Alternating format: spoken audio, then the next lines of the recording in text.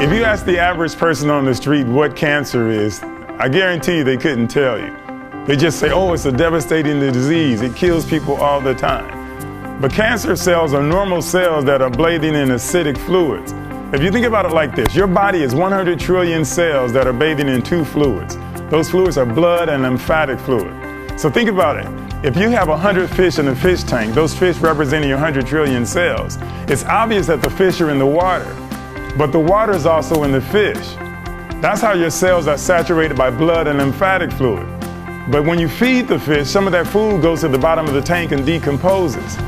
When the fish eat some of the food, they poop, and that poop goes to the bottom of the tank and decomposes.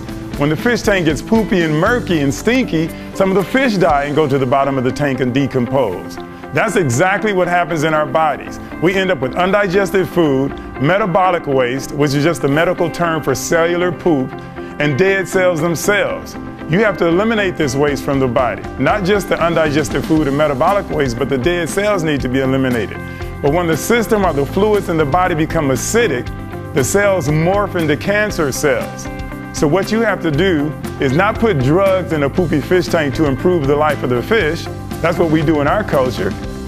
But what will improve the life of the fish immediately? You change the water. You clean the fluids that the fish are bathing in. In other words, you clean the fluids that your cells are bathing in. You clean the blood and the lymphatic system. Believe it or not, it is impossible to have cancer in an alkaline body. When the blood is alkaline, when the lymphatic fluids are alkaline, you cannot have cancer.